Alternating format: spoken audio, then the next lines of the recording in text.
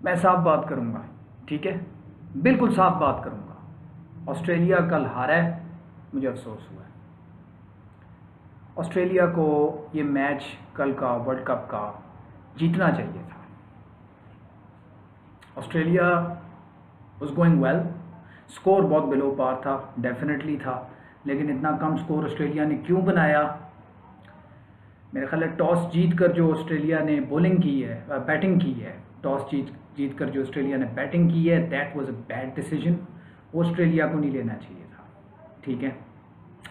Number 2, Australia अभी भी उस माइंडसेट में है कि वो अपने फास्ट बॉलर्स पे ज़्यादा रिलाय कर रहे हैं। दुनिया का बेहतरीन बॉलर उनके पास है पैट कमिंस और मिचेल स्टार्क और Josh Hazlewood. Josh Hazlewood by the way, मैं ग्लेन मकग्रा से कंपेयर करता हूँ जॉश हेजलवुड को, क्योंकि जॉश हेजलवुड की जो लाइन एंड लेंथ है और जो एक्यूरेसी है बिल्कुल वही है जो ग्लेन मकग्रा वाली है। ग्लेन मकग्रा बहुत बड़ा नाम है, टॉप का बॉलर है, ऑल टाइम बेस्ट बॉलर है ये ग्लेन मकग्रा जो है। लेकिन Josh Hazlewood is definitely could be considered as Josh Hazelwood could be considered as McGraw's successor in a kind of a way. But Australia at this moment in time is still relying on its pace battery, not even realizing that Adam Zampa or Glenn Maxwell, they are not going to do you any good. I mean, fine, they're good spinners, yes, but you need 3 spinners whenever you are playing against India in these conditions. Wicket की जो reading होती है उसके मुताबिक Australia थोड़ा सा गलत फैसला था ये कि Pat Cummins went to bat because he was basically of that mindset, conventional mindset था उसका कि हम बस we're just going to bat, we're going to put runs on the board, which is basically a general cricketing strategy to put runs on the board and then attack when you bowl, because he had confidence in his pace battery. However, he thought, Australia की एक बात है कि बहुत ज़्यादा ये अपने leg spinners के ऊपर बहुत ज़्यादा रिलाई करते हैं। एडम जैम्पा शेन वॉर्न नहीं है। इंडिया के अंदर जितने भी मैच आगे वर्ल्ड कप में भी होंगे और वैसे भी जब भी कोई भी मैच कोई भी टीम इंडिया में जाकर खेल रही हो, तो एक चीज़ उनको पता होनी चाहिए कि इन पिचेस के ऊपर left arm spinner is always going to work, because left arm spinner जो है वो नेचुरली कुछ इस तरीके से, लेफ्ट आर्म स्पिनर भी वो जो कि आपका लेग ब्रेक राइट हैंडर को कराता हो। मैं पहले भी वीडियोस में अपनी काफ़ी बोल चुका हूँ कि इधर वो बॉलर चलेगा जो बॉल को मारेगा। तो ऑस्ट्रेलिया ने थोड़े से गैप्स छोड़े हैं जिसकी वजह ऑस्ट्रेलिया चाहता तो जीत सकता था कल का मैच। और मुझे बहुत अफसोस हुआ है कि ऑस्ट्रेलिया जो है ये कल का मैच हारा है। जिस तरीके से उन्होंने 4 पे 3 आउट कर दिए थे इंडिया के, ऑस्ट्रेलिया को ये मैच जीतना चाहिए था। सारी जो ये चल रही है, लोग बातें कर रहे हैं, ओ जी विराट कोहली ने कितना अच्छा खेला, ओ जी उनके उस बैट्समैन ने कितना खेला। ओ भाई, उनकी होम कंडीशंस हैं, कोई बड़ा तीर नहीं मार लिया उन्होंने, मैं साफ बात कर रहा हूँ, उनकी होम कंडीशंस हैं। और दूसरी बात ये है कि आप ये भी तो देखें ना कि ऑस्ट्रेलिया के बॉलर्स का नए बॉल से स्विंग करने की जो एबिलिटी है, पाकिस्तान को बहुत बोला जाता है कि पाकिस्तान की जो बॉलर्स हैं वो नए बॉल से स्विंग करने की एबिलिटी जिस तरह की पाकिस्तान के बॉलर्स की है वो दुनिया में किसी बॉलर की नहीं है। मैं समझता हूँ ऑस्ट्रेलिया के बॉलर्स हैं जो नए बॉल को सबसे अच्छा स्विंग करते हैं। मिचेल स्टार्क की वो गेंद देखी थी आपने पहली वाली, जिसपे उसने उनके वो लेफ्टी जो उनका ओपनर था, वो क्या उसका नाम है जो भी है, उसको जो आउट किया था, वो बॉल बाहर, it was a wide on, basically it was not a wide but it went towards a wide ball while swinging away from the batsman, tempting him to drive on a fuller ball. वो कैसा caught behind हुआ है, इस तरह का slip में catch किया है, इस तरह के स्लिप में कैच वसीम अकरम के जाते होते थे, ठीक है। नए बॉल को जितना अच्छा मिचेल स्टार्क स्विंग करता है, Shaheen Shah Afridi is dubbed as many people, of course Pakistani people, they dub Shaheen Shah Afridi as the best swing bowler of the world. ठीक है, Shaheen Shah Afridi had that ability, लेकिन 2021 तक उसकी ये एबिलिटी थी। पिछले 2 सालों में ironically speaking, unfortunately Shaheen Shah Afridi की वो एबिलिटी नहीं रही। शाहीन शाह अफरीदी वो बॉलर अब नहीं रहा जो 2 साल पहले तक था। वो 2 साल पहले तक का जो शाहीन शाह अफरीदी था वो अब आज आपको वो नहीं मिलता। 140 बेरली क्रॉस करता है शाहिन शाह अफरीदी। मिचेल स्टार्क को आप देखें ना, I think Pakistani bowling should draw leaf out of Australians the way they played yesterday, defending a small total, ठीक है। और आते साथ मिचेल स्टार्क ने जीरो पे उनके लेफ्ट आर्मर को नया बॉल बाहर निकाला है। उसके बाद Josh Hazlewood line and length ball nipping back, Rohit Sharma had no answer, clean plumb LBW है वो। उसके बाद वो जो उससे अगली जो विकेट थी, जो उनका जो कवर पे कैच किया था डेविड वार्नर ने, ऑस्ट्रेलिया की एबिलिटी है नए बॉल को स्विंग करना। और जिस तरीके से बॉलिंग ऑस्ट्रेलिया करा रहा था, जो फ्लो लगा हुआ था, इनके पेसर्स ही इस तरीके से, पैट कमिंस को अगर कॉन्फिडेंस अपनी पेस बैटरी पर है तो बिल्कुल ठीक है। Australia has the best bowling attack in this whole world, in the whole world cup. Australia is the team जिसकी जबरदस्त बॉलिंग है। इस वक्त नसीम शाह पाकिस्तान के पास होता तो पाकिस्तान और ऑस्ट्रेलिया इवन स्टीवन होते, लेकिन ऑस्ट्रेलिया इस वक्त बेहतरीन, जो इस वक्त दुनिया की बेहतरीन बॉलिंग इस वक्त अगर है तो वो ऑस्ट्रेलिया की है पेस बॉलिंग। नए बॉल को स्विंग करने की एबिलिटी सबसे अच्छी ऑस्ट्रेलियंस के पास है। दूसरी चीज़, अब वो फ्लो में अपने लगे हुए थे, तो वो जो मार्च से जो कैच ड्रॉप हुआ है ना square leg, short square leg पे, या मेरा ख्याल है वो जिस आपकी स्क्वायर लेग की फील्ड पोजीशन तो नहीं बनती, लेकिन this was a misunderstanding between the wicket keeper and Marsh himself. वो अगर आउट हो जाता, situation would have been very very different. There was no way कि इंडिया कल का मैच जीत सकता ऑस्ट्रेलिया से अगर विराट कोहली का वो कैच मार्श पकड़ लेता। डॉली कैच था यार, कोई इतना मुश्किल कैच नहीं था। It was just a misunderstanding between the wicket keeper and the fielder Marsh himself. Dolly catch था।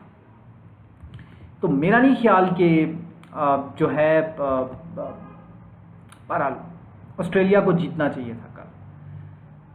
दूसरी बात यह है कि ये विकेट जो थी, ये पिच बहुत ज़्यादा it was conducive to spinners. ये जो स्टेडियम में मैंने इसको सर्च किया था बाद में, तो ये विकेट हमेशा ही स्पिनर्स को काफ़ी मदद देती है। पाकिस्तान का और इंडिया का टेस्ट मैच उठा के देख लें 1999 का, तो वो भी इसी ग्राउंड में ही खेला गया था। और उसमें किसने सबसे ज़्यादा विकेटें ली थी? सकलैन मुश्ताक ने। स्पिनर्स ने काम किया था। इंडिया की तरफ से भी जो थे वो स्पिनर्स ही आउट कर रहे थे। स्कोर्स कम बने थे, 270 280 पार स्कोर था वहाँ पे। ठीक है, लो स्कोरिंग विकेट है ये, लेकिन 199 was a bit to low. जरा थोड़ा सा 30-40 रन ऑस्ट्रेलिया कम था। थोड़ा सा मैं समझता हूँ कि स्टीव स्मिथ ने यहाँ पर मिसरीड किया है उनके इंडिया के जो स्पिनर को, वो जो लेफ्ट आर्मर था उनका इंडिया का, उसको स्मिथ ने मिसरीड किया है। अगर तो स्मिथ विकेट पर टिक जाता तो ऑस्ट्रेलिया का इधर 250 लगा हुआ होना था, और अगर 250 ऑस्ट्रेलिया बना लेता तो ऑस्ट्रेलिया ने श्योर शॉट जीतना था। अच्छा, अब ये तो बात चले ऑस्ट्रेलिया की हो गई, स्पिनर्स की विकेट है, left armour is the key. अब टॉकिंग अबाउट लेफ्ट आर्मर्स, मैं ये समझता हूँ कि ऑस्ट्रेलिया के पास क्योंकि लेफ्ट आर्म स्पिनर नहीं था, एडम जैम्पा पे बहुत रिलाई कर रहे हैं। उनका जो स्पिन है, Glenn Maxwell is an all-rounder, he is an off spinner, he could be successful, but you know that's just one spinner that you've got. Adam Zampa के साथ you do need either an off spinner, good quality off spinner like maybe Nathan Leon, or you might need a left arm spinner. Left arm spinner बहुत handy होता है हमेशा। Left arm spinner 1987 में भी जब पाकिस्तान की टीम इंडिया का tour कर रही थी तो इमरान खान की और जावेद मियांदाद की लड़ाई हुई थी इस बात पे। इमरान खान अब्दुल कादिर को लेके जाना चाहते थे, जावेद मियांदाद ने कहा कि इधर वो बॉलर लेके जाना है जो बॉल को मारे, और वो बॉल सबसे अच्छा होगी। या तो आपके पास ऑफ स्पिनर तौसीफ की फॉर्म में तो आपके पास था, दो ऑफ स्पिनर तो नहीं लेके जा सकते ना, आपको एक लेग ब्रेक बॉलर चाहिए। तो वो लेग ब्रेक बॉलर आपका, अगर तो राइट आर्म आप स्पिनर लेके आ जाएंगे, जैसे कि अब्दुल कादिर खुद थे, एडम जैम्पा भी खुद इस तरह का है, ठीक है, वो मार खाएगा इधर। जैम्पा को आपने देखा है, उसने उनके बैट्समैन ने, इंडिया के ओपनर ने, वो जो मिडिल ऑर्डर था, वो जो क्या वो उस बैट्समैन का नाम है केएल राहुल, उसने कटें जो लगाई हैं, आप कटें देखें जिस तरह से वो लगा रहे हैं, यही होता है। लो बाउंस है, ब्रेक हो रहा है, लेकिन बॉल जिप नहीं कर रहा। ऑफ स्पिनर और लेफ्ट आर्म लेग ब्रेक, वो इधर बॉल को जिप करेगा, टर्न भी करेगा, और वो ट्रबल क्रिएट करेगा यहाँ पे। तो लेफ्ट आर्म पाकिस्तान के पास ना बेसिकली जिस drawing the attention of anybody who's viewing this video towards Pakistan's situation. For Pakistan, it is important that Nawaz should play all the World Cup matches. He's the only one person, मैं समझता हूँ कि नवाज है एक he's the one bowler जो turning wickets के ऊपर आपको की परफॉर्मेंसेस देगा, आउट करके देगा। शादाब खान बिल्कुल नहीं, शादाब खान आगे मार खाएगा, ठीक है जी, वही एडम जैम्पा वाली सिचुएशन है उसकी, कुट खाएगा Shadab. Usama Mir, please include Usama Mir in this upcoming game against Sri Lanka. अगर फ्लैट विकेट भी होती है श्रीलंका की, कोई बात नहीं, रन्स मारने वाली कोई ना कोई तो टर्निंग विकेट आगे मिलेगी ना, और वही टर्निंग विकेट जो पाकिस्तान को आगे मिलेगी, हो सकता है कि पाकिस्तान का जो इंडिया से मैच है उस विकेट को ये टर्निंग कर दें। मुझे लगता यही है कि ये टर्निंग विकेट बनाएंगे, ठीक है, क्योंकि इस वक्त कहते तो ये कि आईसीसी वर्ल्ड कप है तो पिचेस बीसीसीआई नहीं बना रहा, आईसीसी बना रहा है। और भाई बीसीसीआई ने आईसीसी को हाईजैक किया हुआ है, मैं साफ बात कर रहा हूँ, मुझे किसी की यहाँ पे डरी नहीं पड़ी हुई, मैं साफ बात बोलूंगा यहाँ पर। ये वर्ल्ड कप भी इंडिया ही में हो रहा है, सारी चीज़ें सारी पॉलिसीज़ वैसी ही बनेंगी जैसी कि ये बीसीसीआई बोल रहा है। इन्होंने पाकिस्तान इंडिया के मैच में टर्निंग विकेट दे देनी है, और क्योंकि उनके स्पिनर्स चल रहे हैं, उनके जो स्पिनर्स हैं वो उन्होंने आपने कल देख लिया है कि स्पिनर्स उनके कामयाब रहे हैं। ऑस्ट्रेलिया ऐसी बेस्ट टीम जो सबसे ज़्यादा फॉर्मिडेबल साइड है इस वर्ल्ड कप की, न्यूजीलैंड और ऑस्ट्रेलिया हैं। और फिर ठीक है, ये इंडिया की होम कंडीशंस हैं, उनको खेलना चाहिए, ठीक है। वो अगर उसने कोहली ने अगर खेल लिया इस तरह इनिंग्स उसने खेली है तो भाई उसको कैच एक ड्रॉप कर दिया है, उसका बड़ा प्लेयर है, इतने बड़े प्लेयर का आप अगर कैच छोड़ दोगे तो फिर ऐसे मौके बार बार नहीं मिलेंगे। वो एक एक्सेप्शनल केसेस होते हैं कि 2017 की चैंपियंस ट्रॉफी थी, पाकिस्तान इंडिया का मैच था, आमिर ने 2 चांसेस निकाल दिए थे एक ओवर में, दैट वाज पाकिस्तान। मतलब वो एक एक्स्ट्रा एक वो जो है ना वो जान जो है वो मारी थी आमिर ने, और पाकिस्तान ऐसे खेलता है क्रूशल क्रंच मोमेंट्स में, लेकिन वो उसी फॉर्म में खेल सकेगा अगर पाकिस्तान के बैटर अच्छा स्कोर बनाएंगे बोर्ड पे। तो श्रीलंका के साथ जो मैच है उसमें आप 3 स्पिनर्स के साथ जाएं, और पेसर्स आपके होने चाहिए Shaheen Shah Afridi, Hasan Ali, maybe you could also give a chance to one of the other bowlers that you've taken। Azam Khan को लेके गए तो आजम खान को आप लेके आए प्लीज़, आजम खान को चांस दें। और फिर ऑफ कोर्स थर्ड बॉलर जो है वो हारिस रऊफ है, ठीक है। Haris Rauf could be the key in this world cup, yes, वो जान मार के बॉलिंग कराता है, पेस से आउट करने की कोशिश करता है, जो मर्जी कंडीशंस हो विकेट की वो जान मारता है। और आपको एक ऐसा बॉलर पाकिस्तान की टीम में हमेशा से होता है, 2011 में वहाब रियाज था, शुएब अख्तर भी बैठा हुआ था, उमर गुल की बड़ी पेस थी। शाहीन शाह अफरीदी से मैं एक्सपेक्ट कर रहा हूँ कि थोड़ा सा एक तो ज़रा अगले मैच में पेस उसकी 140 से ऊपर जानी चाहिए, और नए बॉल को जिस तरह से वो स्विंग कर रहा है अब वो बात नहीं रही उसकी, he must realise that he needs to improve now. दूसरी बात यह है, श्रीलंका के साथ जो पाकिस्तान का मैच होगा उसमें पाकिस्तान को 3 स्पिनर्स के साथ जाना चाहिए, Usama Mir, Shadab Khan and Nawaz also being an all-rounder, Shadab Khan also being an allrounder.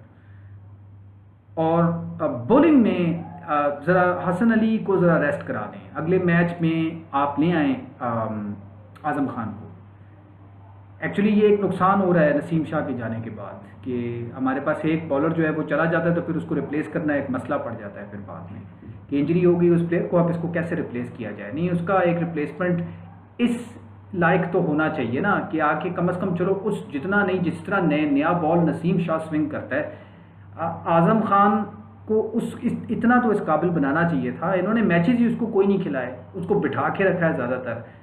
अब ये आज़म खान है, मोहम्मद वसीम जूनियर हैं, ये जब पाकिस्तान के लिए नहीं खेल रहे होते, बेंच कर रहे होते हैं, तो फिर ये और कुछ भी नहीं कर रहे होते, ना ये डोमेस्टिक खेल रहे होते हैं, ना इनकी जो स्किल्स हैं वो पॉलिश हो रही होती हैं, बस वो बैठे हुए हैं, मैच देख रहे हैं, नेट्स करा रहे हैं बस।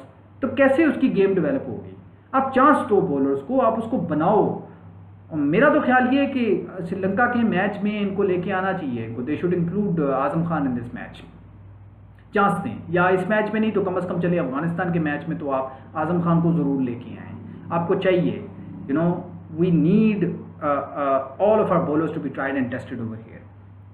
मैं समझता हूँ स्पिनर्स ये कम लेके गए हैं, 3 स्पिनर्स हैं, इधर पाकिस्तान को 4 स्पिनर्स लेके जाने चाहिए थे, और अगले मैच में तो 3 स्पिनर्स और 3 पेसर्स के साथ जाना चाहिए।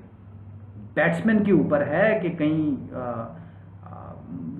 पैनिक ना कर जाएं, क्योंकि हमारा जो बैटिंग है पाकिस्तान का हमेशा से वीक लिंक रहता है, हमेशा से। हमेशा पाकिस्तान की बैटिंग फ्लॉप होती है, हमेशा बैटिंग बर्बादी है। तो पिछले मैच में भी बैटिंग ने बहुत बुरी परफॉर्मेंस दी थी। बेस्ड ऑन एक्सपीरियंस, जितना मैंने इस वर्ल्ड कप को भी देखा है, अगर पाकिस्तान टॉस जीतता है तो पाकिस्तान को पहले बॉलिंग करानी चाहिए, बैटिंग नहीं करनी चाहिए, क्योंकि आई बिलीव दैट जो टीम्स चेस कर रही हैं उनका कॉन्फिडेंस ज़रा ज़्यादा डेवलप हो रहा है। ड्यू फैक्टर एक ऐसी चीज़ है कि अगर मतलब ये मुझे नहीं समझ आती, ये जो BCCI जो है इसको सोचना चाहिए था कि अगर आप अक्टूबर में वर्ल्ड कप नवंबर में करवा रहे हो तो अगर dew factor is going to be involve, dew नहीं होनी चाहिए, काम ख़राब कर देती है वो, मैच ही नहीं रहता, फिर वो फेयर गेम नहीं है। जो टीम बाद में बैटिंग करेगी वो जीत जाएगी। ये कोई क्रिकेट तो ना हुई, ये क्रिकेट तो ना हुई, फिर तो टॉस नहीं मैच जितवा देना है आपको। कैसे आप मतलब वो मैच जीतेंगे जब ड्यू होगा, ना वो बॉल स्विंग होगी, ना वो बॉल स्पिन होगा। क्या है ये? ड्यू अब इन्वॉल्व होगी मैचेस में, अक्टूबर का महीना है तो उधर ड्यू आएगी। ज़्यादा से ज़्यादा डे मैचेस होने चाहिए थे। ड्यू को अवॉइड करने का एक ही तरीका है कि क्यों आपने डे नाइट, हर मैच डे नाइट रखा हुआ है, हर मैच डे नाइट रखा हुआ है। जब due factor is getting involve तो डे नाइट मैच मत रखो ना भाई, या तो वर्ल्ड कप इस टाइम पे रखो ही ना, इस टाइम पे वर्ल्ड कप रखो ही ना। वर्ल्ड कप इनको मतलब ये क्योंकि मार्च अप्रैल में IPL होता है तो वर्ल्ड कप जो है वो कंपेटिटर समझा जाता है IPL के साथ, इसलिए वर्ल्ड कप को मार्च अप्रैल में नहीं रखा गया। वरना मेरा ख्याल है कि इस साल मार्च अप्रैल में वर्ल्ड कप हो जाना चाहिए था, ताकि ड्यू फैक्टर जो है वो बीच में इन्वॉल्व ना होता। ठीक है जी। और ज़्यादातर ये जितने भी हैं, वैसे तो वर्ल्ड कप की जो है ना फीडबैक भी बहुत बुरा आ रहा है कि ये पहला ही वर्ल्ड कप हुआ है इन एजेस, मैंने देखा है कि वो जब वाइट किट्स भी होती थी उस सब भी ये नहीं होता था कि स्कोर कार्ड जो है वही स्क्रीन से गायब हो गया। ठीक है, तो वो जो स्कोर लाइन है वो भी गायब हो गई एक मैच में। उसके बाद बहुत सारी दूसरी चीज़ें भी हैं, पुअर मैनेजमेंट भी बहुत जो है वो देखने को आ रही है। तो मकसद कहने का है कि स्टेडियम्स भी इतने भरे हुए नज़र नहीं आ रहे। तो एक बड़ा माठा सा वर्ल्ड कप ये चल रहा है, कोई इतना कोई ख़ास नहीं, एक्साइटमेंट नहीं है इस वर्ल्ड कप की। ठीक है, जो पिछला वर्ल्ड कप इंग्लैंड में हुआ था वो उसकी अपनी एक बात थी। एंड्रू फ्लिंटॉफ ने जो है वो ओपनिंग सेरेमनी पे एंड्रू फ्लिंटॉफ था। अक्सर कहने का है कि ये जो है ना यही प्रॉब्लम्स हैं कि जो है ना अब चलें, अब मैच की अगर बात करें तो Pakistan should definitely focus on 3 spinners and 3 pacers and let's see how it goes. जो गेम जैसे होगी देखेंगे कैसे गेम मटीरियलाइज होती है। वीडियो बहुत लंबी होगी, मैं बंद कर रहा हूँ, पता नहीं किस तरह की वीडियो है। जो देखता है वीडियो, मेरा नया चैनल है, इसको कर दिया करें सब्सक्राइब। ठीक है, मैं काफ़ी इनपुट्स मैं लेके आऊँगा और चेंज करूँगा अब ये सारा जो है ना, जहाँ पर वीडियोस बना रहा हूँ, और थोड़ा सा आउटडोर भी लेके जाऊँगा इसको। क्रिटिकल एनालिसिस आएगा आगे मैचेस के ऊपर, बड़ा डिटेल्ड आएगा। और कल के मैच में I am hoping that Pakistan is going to win इंशाल्लाह, एंड पाकिस्तान शुड विन, बहुत ज़रूरी है। आगे कोई 3-4 मैच गुजरेंगे तो फिर पता लगेगा पॉइंट्स टेबल की क्या सिचुएशन है। अभी कुछ नहीं कह सकते कि पाकिस्तान नंबर 2 पे है तो पाकिस्तान नंबर 3 पे है। Nobody can say anything right now. एक मैच हुआ है, तो 3-4 मैच गुजरने दे, फिर जरा शक्ल निकलेगी पॉइंट्स टेबल की। कल का मैच बहुत इंपॉर्टेंट है, इंशाल्लाह ताला पाकिस्तान जीतेगा और पाकिस्तान को जीतना चाहिए। चले जी, थैंक यू, टेक केयर।